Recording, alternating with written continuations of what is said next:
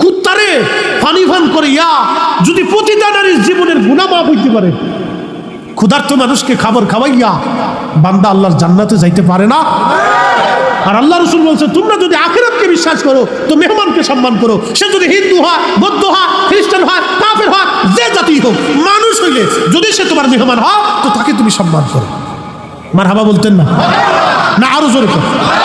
সে যে ধর্মের হোক, মনে রাখবেন সুন্নত বুঝে যাবেন। রাসূলের দরবারে এক ইহুদি আসছে নবীর বাড়ি মেহমান নিয়ে। মেহমান তো মেহমান, রাসূলুল্লাহ তো রাসূলুল্লাহ। রাসূলুল্লাহ কি খালি আমরার নবী? কি কথা কর না? নবী কি আমরার নবী? আমরার ভাই হিন্দু আসলে নাকি না? হ্যাঁ, মালাই উঠেছে। হ্যাঁ, এই চরিত্র কেন? কে শিখিয়েছে এই দিন আপনাকে? আল্লাহ রাসূলের দপ্তরে ইহুদি আসছে। পৃথিবীতে মুসলমানদের সবচেয়ে বড় দুশমন হলো ইহুদিরা। সেই ইহুদি রাসূলুল্লাহর দপ্তরে আসছে। বাড়ি আসার পরে আল্লাহর নবী তাকে খুব আদর যত্ন করে খাওয়াইলেন, বিছানা করে দিলেন। রাত্রিবেলা ঘুমাইছে, কিন্তু বেটার ফুড পয়জন হয়েছে, পেট খারাপ হয়ে গেছে। সে ঘুমাইতে ঘুমাইতে বিছনার ভিতরেই সে বাথরুম করে ফেলছে। এখন বিছনা তো নষ্ট হয়ে গেছে। ঘুম থেকে ওঠার পর ইহুদি চিন্তা, আরে মালিক যদি সকালে দেখে তো আমার লাঠি দিয়ে পিটাবে। এই চিন্তা করে সে অন্ধকার থাকতে থাকতে বাড়ির থেকে, ঘর থেকে বেরিয়ে পালায় চলে গেছে। চলে গেলে কি হবে? দামি তলোয়ারটা বিছানার পাশে রেখে ইহুদি চলে গেল। সকালবেলা ফজরের নামাজ পড়ে নবী এসে দেখলেন ইহুদি মেহমানের বিছনা নষ্ট করে দিয়ে চলে গেল। আল্লাহর নবী আফসোস করলেন, আহা, আমার মেহমান রাত্রিবেলা কষ্ট পেয়েছে। আমি যদি খোঁজ নিতাম তাহলে মেহমানের আজ কষ্ট হতো না। ওই ময়লাযুক্ত কাপড়গুলি নবীজি নিয়ে পানির মধ্যে নিয়ে নিজ হাতে ধৌত করতেছিলেন। একবার জোরে বলা যাবে কি আল্লাহু আকবার? হ্যাঁ, আমরা সেই নবীর উম্মত। মসজিদে জুতা চুরি করি। কি কথা কর না? মসজিদে জুতা চুরি বন্ধ হয়েছে? আপনাকে সিঙ্গারে মনে মসজিদে জুতা চুরি হয় না? হ্যাঁ, মাইক লয়ে যায়, মসজিদের ফ্যান লয়ে যায়। অ্যাডভোকেট সাহেব কি বলবো, আমার মসজিদে হাউজিং এ তো বিরাট মসজিদ, অনেক টাকা উঠে প্রত্যেক জুমাতে। তো জুমাতে যে টাকা উঠে, মুতল্লি মহোদয় বলতেছে, হুজুর যে দোয়া খায়ের করে। বলে কি দোয়া? দেখেন গ্রিল কাইটিয়ে মসজিদের বাক্সর ওই তালা কাইটিয়ে ভিতরে আর একটা পকেট তালা হেতা কাইটিয়ে তারপরে টাকা লুয়ে গেছে। হুজুর দোয়া করেন যে কি আন্তর্জাতিক চোরের চোর, যে মসজিদ মানে না, কি হেদায়েতের জন্য দোয়া করে দেন। আমি বললাম যে মুতল্লি সাহেব, এই যে চোর গ্রিল কাইটিয়ে ভিতরে 3 তালা কাইটিয়ে যে টাকা নিছে, কিছু তো মারাত্মক চোরের চোর। এটা ও আল্লাহ খুদা কিছু বুঝে না। কি চোরে চোর চিন্তা করেন, এটা বাংলাদেশ। আল্লাহর ঘরে জিনিস নিলে একটু হাত কাঁপলো। আপনাদের কাছকে একটা থিম চিন্তা দিয়ে যায়, আপনার দেশের মসজিদের জুতা চুরি হয়, তার মানে বুঝে গেল সামাজিকভাবে, পারিবারিকভাবে, ব্যক্তিগতভাবে আমরা বেশি সুবিধার মানুষ না। কি কথা কন না? কেন আমরা বেশি সুবিধার না? যে দেশে মসজিদে জুতা চুরি হয় সে দেশে আপনার মেয়ে, আপনার স্ত্রী, আপনার কন্যা, ভাতিজা, ভাগ্নি বেপরদা অবস্থায় রাস্তায় পাঠাইয়া, স্কুল কলেজে পাঠাইয়া নিরাপত্তা চাইতে পারেন না। ওরা মাথার থেকে পা পর্যন্ত ঢাইকে দিয়া সাথে করে যাইয়ে নিয়ে এসে নিরাপত্তা দিতে হবে। কতক্ষণ ঠিক কিনা বুঝতে হবে, সিচুয়েশন বুঝতে হবে আমাদের। কষ্ট হচ্ছে আপনাদের? মেহমান নবীজি নিজে পায়খানা পেশাব নবীজি সাফ করতেছে। সুবহানাল্লাহ। কি বাড়ি যায়? আরো জোরে। মেহমান কি মুসলমান? মেহমান কি? এক ইহুদির সাথে যদি রাসূলুল্লাহর এত সুন্দর আচরণ হয়, তাহলে আমরা মেহমানের উপরে আমাদের এরকম আচরণ সুন্দর থাকতে হবে, ঠিক কিনা? মনে রাখবেন, আল্লাহর নবী ময়লা পরিষ্কার করতেছিলেন নিজ হাতে। ইহুদির মনে চিন্তা হলো, আমি তো পালায় আসছি, কিন্তু তলোয়ারখানা রেখে আসছি। তলোয়ারটা তো দামি তলোয়ার। এখন মালিক আমার পিটাক আর গালমন্দ যাই করুক, তলোয়ারটা তো আর রেখে আসা যাবে না। সে আবার ঘুরে ব্যাক করে যখন রওনা দিল, আসার সময় দেখে এই কুয়ার পাশে পানি দিয়ে একজন ব্যক্তি কাপড় চোপড় ধৌত করে। ইহুদি পাশে এসে দেখলো সে অন্য আর কেউ না, তিনি রাহমাতুল লিল আলামিন। ইহুদি মনে করছে রাসূলুল্লাহ বুঝি আমাকে গালি দিবে, কিন্তু না, ইহুদির চিন্তার পরিবর্তন আসলো।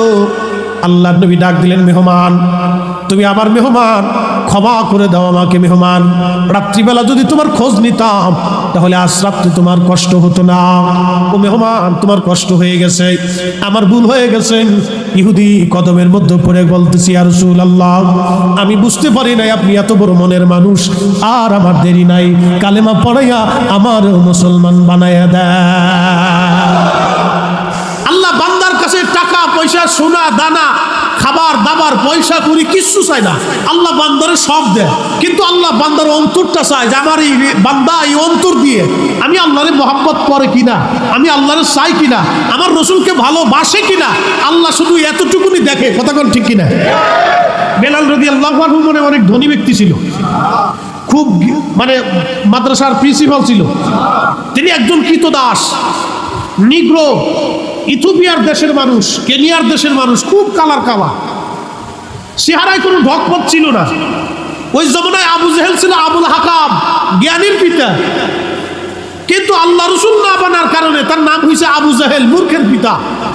আর হযরত বেলাল রাদিয়াল্লাহু আনহু কলিজা দিয়ে রাসূলুল্লাহকে ভালোবাসা আল্লাহর দ্বীন কালেমার জন্য পিটুনি খাইয়া, সহ্য কইরা, ধৈর্য অবলম্বন কইরা, পরীক্ষা নিরীক্ষায় পাস করিয়া, নবীর মসজিদের মুয়াজ্জিন হইয়া আল্লাহর নবী বললেন, কিয়ামতের মাঠে কোটি কোটি মানব জাতির সামনে, জিন জাতির সামনে, ফেরেশতা জাতির সামনে আল্লাহ আমার বেলালকে দিয়ে আযান দিওয়াইয়া হাসরবাসীদেরকে আল্লাহ নিজে আযান শোনাই দিবেন।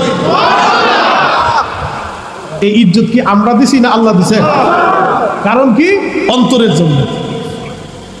কোরআন আল্লাহ বলেন, ইন্না আকরামাকুম ইনদাল্লাহি আতকাকুম, নিশ্চয়ই তোমরা আমি আল্লাহর কাছে বেশি সম্মানিত, সেই ব্যক্তি বেশি সম্মানিত হবে যে ব্যক্তি বেশি তাকওয়াবান, আল্লাহওয়ালা, রসুলের গোলাম। খুব মনোযোগ দিয়ে শুনে যাবেন, এখানে কিন্তু আল্লাহ বলে নাই পয়সা বেশি হলে, সম্পদ বেশি হলে সে আমার কাছে বেশি সম্মানিত হবে, বেশি লেখাপড়া করলে সম্মানিত হবে, অথবা দুনিয়াদারি চেহারা সুন্দর হলে সে আমার কাছে সম্মানিত হবে। আল্লাহ এ কথা বলেন নাই। আল্লাহ বলছেন, ইন্না আকরামাকুম ইনদাল্লাহি আতকাকুম, তিনি আল্লাহর কাছে সম্মানিত হবে সেই ব্যক্তি যে দুনিয়াতে তাকওয়াবান হবে, আল্লাহওয়ালা হবে, সে আমি আল্লাহর দরবারে বেশি সম্মানিত হবে। খুব মনোযোগ দিয়ে শুনে যাবেন, রসুলের দরবারে বহু সাহাবী নবীর দরবারে ছিল, ১৬ লক্ষ সাহাবী।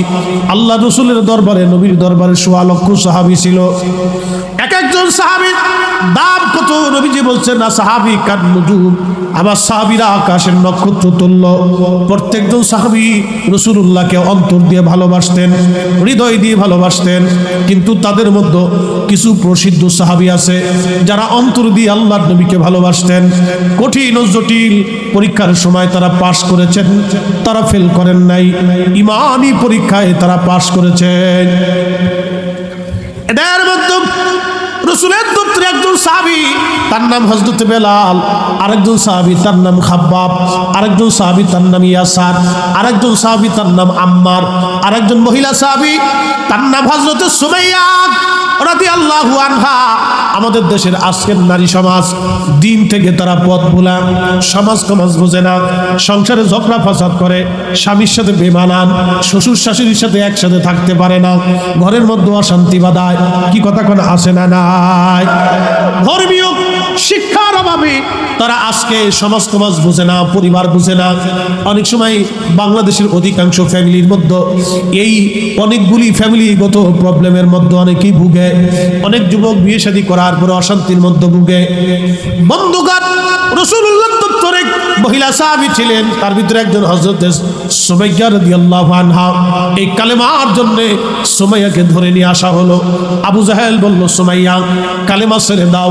হযরত সুমাইয়া বলেন, আবু জাহেল রে, নিজের জীবন চলে যাবে কিন্তু আজকে ঈমান যাবে না। একবার জোরে বলা যাবে কি আল্লাহু আকবার? কিন্তু আজকের মাহফিলে বৃষ্টি দেখে অনেক মানুষ আসে নাই, আবার অনেকে চানাচুর বাদাম লটপটি চটপটি কিনে বাড়ি চলে গেল, মাহফিলে তারা আসতে পারে নাই। তার মানে সেই দিনের ইমান আর আজকের ইমান ওজন করলে এই ইমানের কোনো ভ্যালু হয় না। হযরতে সুমাইয়ার হাত পা গুলি বাঁধা হলো।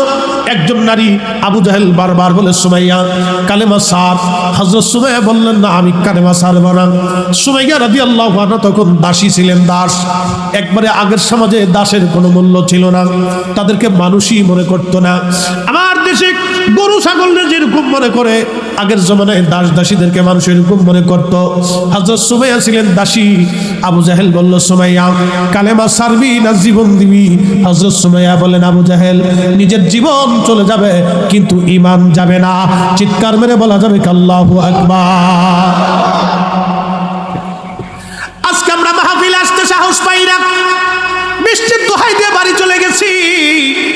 আজকে বলেন তো, আজকে যারা মারা গেছে বৃষ্টির কারণে কি কবর দিয়া বাদ গেছে? এই জাগিরের অঞ্চলের মানুষ যদি মারা যায়, কালকে যদি বৃষ্টি হয়, বলেন কবর দেওয়া কি বাদ যাবে? কেউ কি বলবে না বৃষ্টি হচ্ছে, একটা দিন দেরি করো, পরের দিন কবর দাও? এমন কেউ বলবে না। সবাই শুধু বলবে বৃষ্টি হোক, ঝড় হোক আর তুফান হোক, কবরের মধ্যে তাড়াতাড়ি নামাও, তাড়াতাড়ি কবর দিয়ে দাও, যত তাড়াতাড়ি বড় সরাও। প্রাণের স্ত্রী বলবে তাড়াতাড়ি কবরে পাঠান।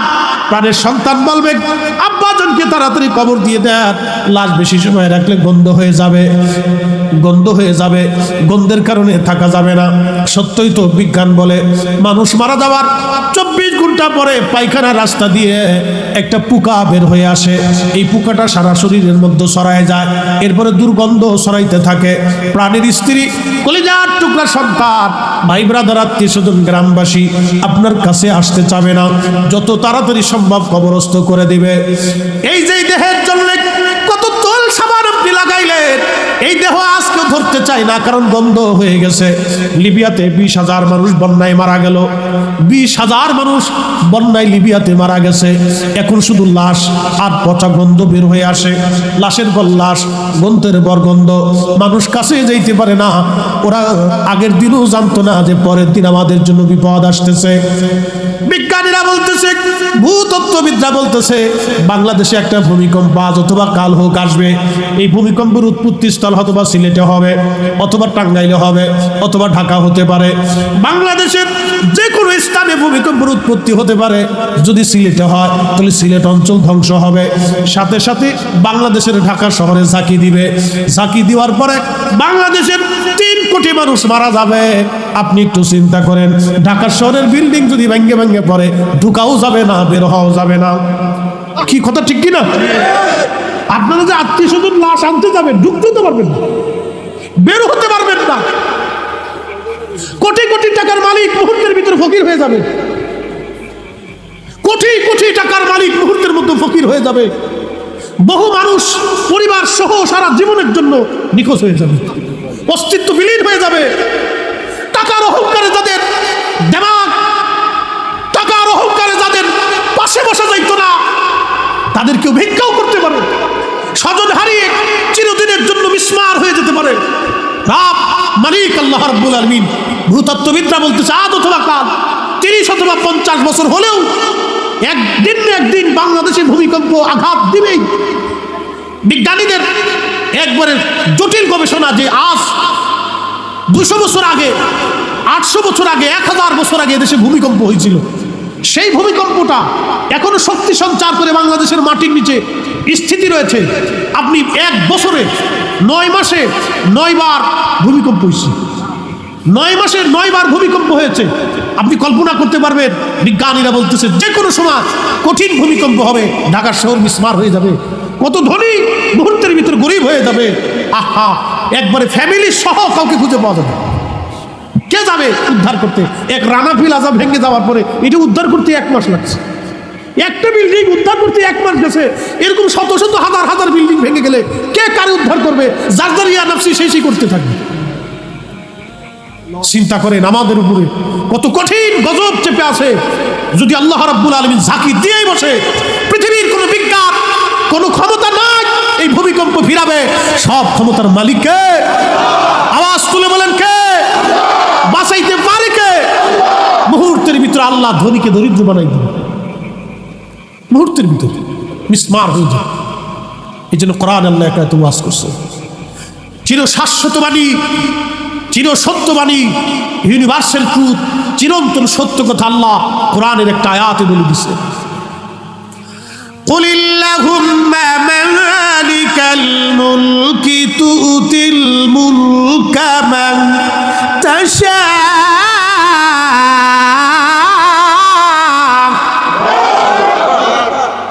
কষ্ট হচ্ছে আপনাদের? আজকে যারা সিন্ডিকেট করিয়া স্যালাইনের দাম বাড়াই দিচ্ছে, সারা দেশে ফার্মেসিতে স্যালাইন নেই, সিন্ডিকেট করে ডিমের দাম বাড়াই দিচ্ছে, সারা দেশে ডিম নেই, সরকার বিভাগ করে ভারত থেকে ডিম আনাইতেছে। তোরা যেহেতু ডিম দাম বাড়াইলি, তাহলে আমরা ভারত থেকে ডিম এনে দিই, পাবলিকের খাওয়াবো। মরিচের দাম বাড়াই দিল, ভারত থেকে মরিচ আনার কোনো দাম কমবে। কি কথা কন দেখা, আর কিছু করার নাই তো, পাবলিক তো খাওয়াইতে হবে। এই সিন্ডিকেট আলারা সিন্ডিকেট করে আমরা পকেটের টাকা নিয়ে যায়। ভূমিকম্প যদি হয় ওরা টাকা নিয়ে কোথায় যাবে? কি কথা কন না, যদি ভূমিকম্প হয় ওরাই টাকা নিয়ে কোথায় যাবে? কবরে যাওয়া ছাড়া রাস্তা আছে? ওই টাকা কেউ পাবে না, ওর ছেলে পাবে না, ও মেয়ে পাবে না, গোষ্ঠী পাবে, কিচ্ছু পাবে। কিন্তু তারপরও আপনার আমার রক্ত চুষে নিবে, এ হলো গান ঠান্ডা। ওরা বুঝে না আগামী সময়টা আমাদের জন্য কি আসবে। লিবিয়াতে 20,000 মানুষ মরে গেল, আল্লাহ একটা তুফান দিচ্ছে, একটা ঢেউ দিচ্ছে আল্লাহ। এই জন্য কোরআনের একে আল্লাহ ওয়াজ করছেন, وَإِذَا الْبِحَارُ فُجِّرَتْ وَإِذَا الْقُبُورُ بُعْثِرَتْ। আল্লাহ বললেন সমুদ্র উদ্গীরিত হবে, সমুদ্রের পানি আমি আল্লাহ পাক উঠাই দিব। সমুদ্রের পানিগুলি জমিনের মধ্যে আছাড় মারবে, ওই পানিগুলি পৃথিবীর মানুষদেরকে ভাষায় নিয়ে চলে যাবে, পৃথিবীর মানুষগুলি ভাষায় নিয়ে চলে যাবে। পৃথিবীতে একটা সুনামি হয়েছিল, ইন্দোনেশিয়ায় প্রায় 1 লক্ষ মানুষ পানিতে ভাষায় নিয়ে চলে গেল। 1 লক্ষ। ওই সুনামিটা যদি বাংলাদেশে হয় তো মিনিমাম 5 লক্ষ মানুষ ভাষায় নিয়ে যাবে। ইন্দোনেশিয়ার তো 1 লক্ষ ভাষায় নিচ্ছে, বাংলাদেশ হলে মিনিমাম 5 লক্ষ ভাষায় নিবে। আর ভূমিকম্প যদি বাংলাদেশে আঘাত করে তো মিনিমাম 3 কোটি মানুষ মারা যাবে। বেশি সময় লাগবে না, মাত্র 10 মিনিটে শেষ। বহু পরিবার, হাজার হাজার পরিবার নিশ্চিহ্ন হয়ে যাবে, তাদের অস্তিত্বই খুঁজে পাওয়া যাবে। কোটি কোটি টাকার মালিক এক ঝাঁকিতে মুহূর্তের ভিতরে ফকির হয়ে যাবে, তার কোনো অস্তিত্ব থাকবে না। মালিককে না একসাথে বলবেন তো কে? এই জন্য মাহফিলে যারা আসছি আজকে আমরা পাস। কি কথা কন না কে?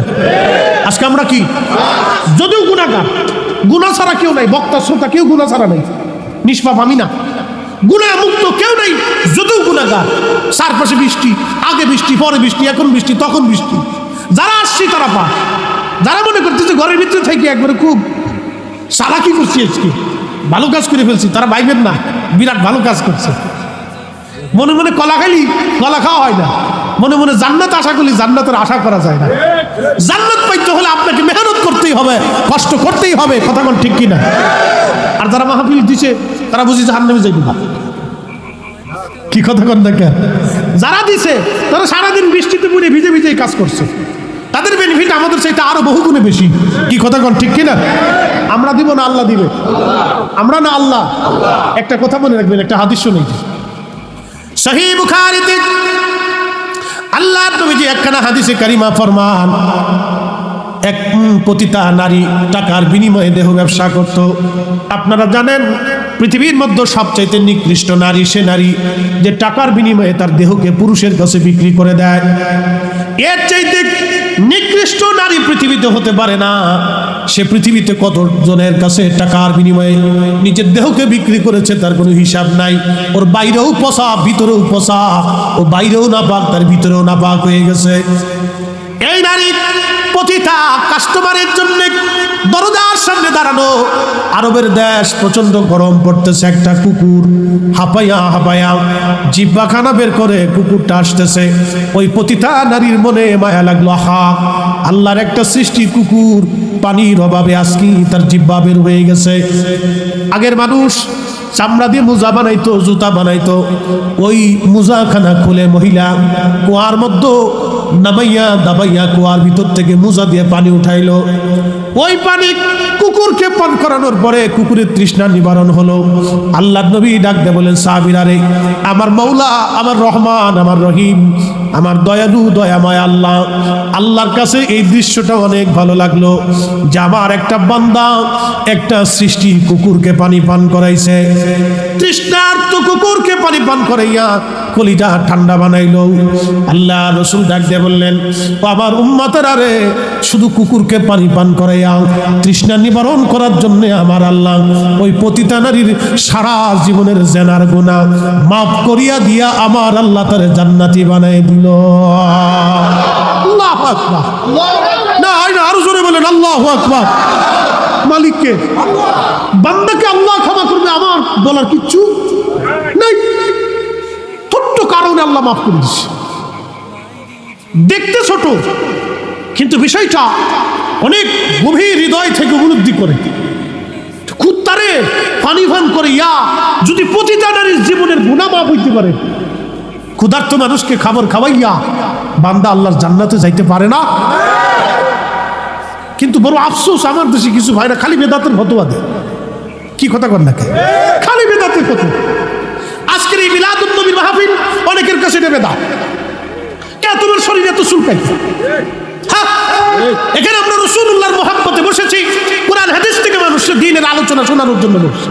উদ্দেশ্য রাসূলুল্লাহর মিলাদুন নবীর মাহফিল হতে পারে, কিন্তু কাজ তো আল্লাহর কাজ। কি কথা কর ঠিক কিনা?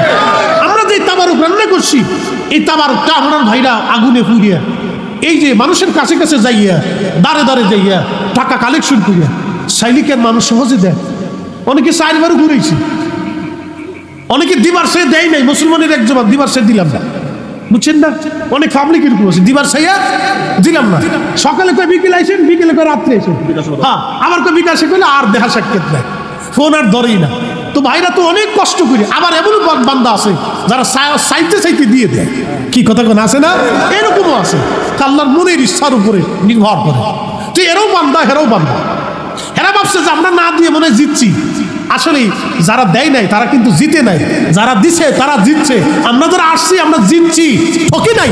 কি কথা কোন ঠিক কিনা? আল্লাহর কাছে বান্দা ঠকে? আল্লাহর দরবারে বান্দা ঠকে? আল্লাহর বেহেশতের বাগানে বান্দা ঠকে? অবশ্যই না।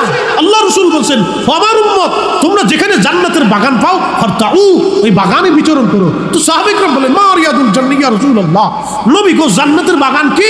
আল্লাহর নবী বলেন, ইয়া হিলাকুজ জিকির, ও সাহাবীরা, জিকিরের মাহফিল আল্লাহর বেহেশতের বাগান। আমরা কিসের বাগানে আছি? মেহমান কার? আমি আপনাদের মেহমান, খুব যত্ন করে খাওয়াইছে। অ্যাডভোকেট সাহেব আপনাদের মেহমান, যত্ন করে খাওয়াইছেন, দাওয়াত করে আনছেন। এখন দাওয়াত করে আইনে যদি আপনারা চেয়ার না দেন, বইতে না দেন, খাইতে না দেন, তাহলে আপনার কি মেহমান কি ইজ্জত করলেন? আর আল্লাহ রাসূল বলছে, তোমরা যদি আখিরাতকে বিশ্বাস করো তো মেহমানকে সম্মান করো। সে যদি হিন্দু হয়, বৌদ্ধ হয়, খ্রিস্টান হয়, কাফের হয়, যে জাতি হোক, মানুষ হইলে যদি সে তোমার মেহমান হয় তো তাকে তুমি সম্মান করো। মারহাবা বলতেন না? না আরো জোরে কর। সে যে ধর্মের হোক, মনে রাখবেন, সুন্নত বুঝে যাবেন। রাসূলের দরবারে এক ইহুদি আসছে নবীর বাড়ি মেহমান। তো মেহমান তো মেহমান, রাসূলুল্লাহ তো রাসূলুল্লাহ। রাসূলুল্লাহ কি খালি আমরার নবী? কি কথা কর না? নবী কি আমরার নবী? আমরার ভাই হিন্দু আসলে নাকি না? হ্যাঁ, মালাই রয়েছে। হ্যাঁ, এই চরিত্র কেন? কে শিখিয়েছে এই দিন আপনাকে? আল্লাহ রাসূলের দপ্তরে ইহুদি আসছে। পৃথিবীতে মুসলমানদের সবচেয়ে বড় দুশমন হলো ইহুদিরা। সেই ইহুদি রাসূলুল্লাহর দপ্তরে আসছে। বাড়ি আসার পরে আল্লাহর নবী তাকে খুব আদর যত্ন করে খাওয়াইলেন, বিছানা করে দিলেন। রাত্রিবেলা ঘুমাইছে, কিন্তু বেটার ফুড পয়জন হয়েছে, পেট খারাপ হয়ে গেছে। সে ঘুমাইতে ঘুমাইতে বিছনার ভিতরেই সে বাথরুম করে ফেলছে। এখন বিছনা তো নষ্ট হয়ে গেছে। ঘুম থেকে ওঠার পর ইহুদি চিন্তা, আরে মালিক যদি সকালে দেখে তো আমার লাঠি দিয়ে পিটাবে। এই চিন্তা করে সে অন্ধকার থাকতে থাকতে বাড়ির থেকে, ঘর থেকে বেরিয়ে পালায় চলে গেছে। চলে গেলে কি হবে? দামি তলোয়ারটা বিছানার পাশে রেখে ইহুদি চলে গেল। সকালবেলা ফজরের নামাজ পড়ে নবী এসে দেখলেন ইহুদি মেহমানের বিছনা নষ্ট করে দিয়ে চলে গেল। আল্লাহর নবী আফসোস করলেন, আহা, আমার মেহমান রাত্রিবেলা কষ্ট পেয়েছে। আমি যদি খোঁজ নিতাম তাহলে মেহমানের আজ কষ্ট হতো না। ওই ময়লা যুক্ত কাপড়গুলি নবীজি নিয়ে পানির মধ্যে নিয়ে নিজ হাতে ধৌত করতেছিলেন। একবার জোরে বলা যাবে কি আল্লাহু আকবার? হ্যাঁ, আমরা সেই নবীর উম্মত। মসজিদে জুতা চুরি করি, কি কথা কর না? মসজিদের জুতা চুরি বন্ধ হয়েছে? আপনাকে সিঙ্গারে মনে মসজিদের জুতা চুরি হয় না? হ্যাঁ, মাইক লয়ে যায়, মসজিদের ফ্যান লয়ে যায়। অ্যাডভোকেট সাহেব কি বলবো, আমার মসজিদে হাউজিং এ তো বিরাট মসজিদ, অনেক টাকা উঠে প্রত্যেক জুমাতে। তো জুমাতে যে টাকা উঠে, মুতল্লি মহোদয় বলতেছে, হুজুর যে দোয়া খায়ের করে। বলে কি দোয়া?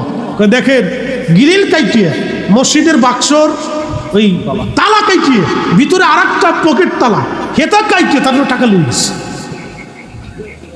হুজুর দোয়া করেন যে কি আন্তর্জাতিক সুরের সুর, যে মসজিদও মানে না, কি হেদায়েতের জন্য দোয়া করে দেন। আমি বললাম যে মুতল্লি সাহেব, এই যে সুর গ্রিল কাইটিয়ে ভিতরে 3 তালা কাইটিয়ে যে টাকা নিছে, এটা তো মারাত্মক সুরের সুর। এটা ও আল্লাহ খুদা কিছু বুঝে না, কি সুরের সুর চিন্তা করেন। এটা বাংলাদেশ, আল্লাহর ঘরের জিনিস নিলে একটু হাত কাঁপলো।